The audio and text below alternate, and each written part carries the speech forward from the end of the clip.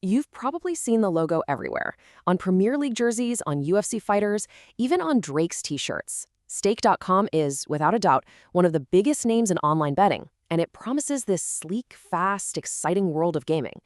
But what's really going on behind the scenes when you sign up? We all see the flashy ads and hear the stories about those big, easy wins. But when you sign up and you click that little I agree box, what are you actually signing your name to? What's buried deep inside all that fine print? Well, that's exactly what we're going to dig into. All right, so here's our game plan. We're going to break this all down step by step. First up, what exactly is Stake.com? Then we'll follow the money, how it goes in, and more importantly, how it comes out. After that, we'll get into the nitty-gritty of the fine print. We'll even walk through a real-life scenario, touch on the tricky legal stuff, and then finally, we'll give you the final verdict. Okay, let's kick things off. Section 1. What is Stake.com? We'll start with the shiny, appealing surface of the platform. So at its heart, Stake is a massive online platform for sports betting and all kinds of casino games. It's owned by a company called Medium Rare, Envy. But here's the first detail you really want to pay attention to. It's based and licensed in Curacao. And trust me, that location is going to be super important later on. A huge reason they've blown up globally is that they accept everything from Bitcoin to regular local currencies. All right, Section 2, how your money moves. This is the journey the platform promises, right? A super simple path to get your money in, but is the path to get it back out just as easy? Let's see. On the surface, this looks like pretty much any other app, right? You sign up, you drop some funds in, you play a few games, and then you cash out your winnings. It really feels like a digital casino right there in your pocket. But, and this is a big but, as we're about to find out, steps 2 and 4, depositing and withdrawing, have some major strings attached. And that brings us to Section 3, decoding the fine print.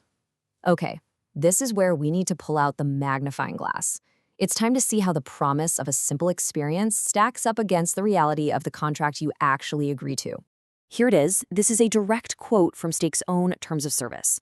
And honestly, this is the one rule that catches almost every new user by surprise. Let's break down exactly what this means for your money, because it's a big deal. This whole thing is called a wagering requirement, and what it means, in plain English, is that you can't just treat Stake like a bank account. Nope, you can't just put money in, change your mind, and take it right back out. The platform requires you to actually bet that money first. So let's make this crystal clear. If you deposit $100, you are legally obligated to place bets that add up to at least $100 before that withdraw button even becomes clickable for you. Your deposit is essentially locked in until you've gambled with all of it. Okay, but what about all those bonuses they're always throwing at you? You know, the welcome offers and the special promotions? That seems like free money, doesn't it? Surely that helps you cash out faster. Well, not so fast. Yeah, this is what I like to call the bonus trap. That free money isn't really free at all. It comes with its own wagering requirements, and they are often way higher. We're talking something like a 40x requirement. So on a $100 bonus, you'd have to place a staggering $4,000 in bets before that bonus money turns into real withdrawable cash. And get this, the terms say you have to bet through all of your own real money first before you can even start using the bonus. It's all designed to keep you in the game and keep you playing. All right, so let's imagine you've jumped through all those hoops. You met the wagering requirement, you're finally ready to cash out. But wait, there's often one more hurdle, and it's called KYC. KYC stands for Know Your Customer, and it's basically just an ID check. Now, it's a standard practice, but here's the catch. According to their own rules, Stake can ask for your documents, like your passport or a utility bill, at any time. And guess when they usually ask for it? Right when you try to make your first big withdrawal. Until they approve your documents, your money can be completely frozen. Okay, Section 4.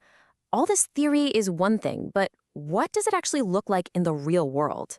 Let's walk through a scenario and see how these rules really play out for a regular user. So follow this journey with me. Day 1, you're pumped. You deposit $100 and you grab that juicy $100 bonus. A few days go by and bam! Day 5, you hit a nice win. Your balance is now $300. You're feeling good. But then, look what happens on day 6. You try to withdraw $200 and request blocked. Why? Because you haven't even met the wagering requirement on your initial deposit, let alone the insane one tied to that bonus.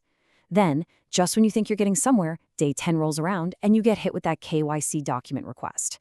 You can see how that initial excitement can turn into some serious frustration real fast. All right, Section 5, the legal gray area. This brings us to what might be the single most important part of their terms, the part that basically says all the legal risk is on you, not them. This slide really says it all. Gambling laws are complicated, and they change dramatically depending on where you are. In a place like India, for example, the rules can be different from one state to the next, and stakes terms make it 100% your job to know if you're legally allowed to play. And don't even think about using a VPN to sneak around it. That's a direct violation of their terms. They even list tons of prohibited countries like the US and the UK. The bottom line is the entire legal burden falls squarely on your shoulders.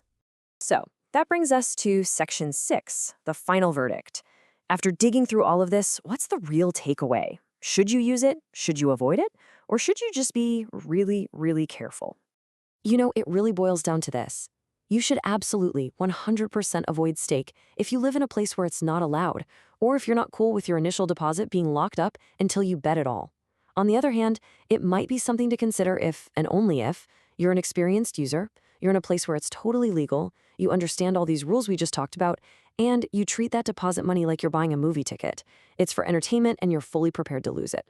And hey, if you're in any doubt, just read their own words. This is from their terms. Your use is at your sole option, discretion, and risk. They straight up say they have no responsibility to you for any such loss. That's the deal you're making when you click accept. Because really, beyond all of stake-specific rules, there's one timeless truth that applies to any platform like this. It doesn't matter if it's online slots or betting on a game, this system is mathematically designed so that over the long run, the house always has an edge. So that leaves us with the ultimate question, doesn't it? Now that you know about the wagering rules, the bonus traps, the KYC roadblocks, and the legal weight on your shoulders, you really have to ask yourself, is the fun, is the entertainment value really worth all those risks and all those rules?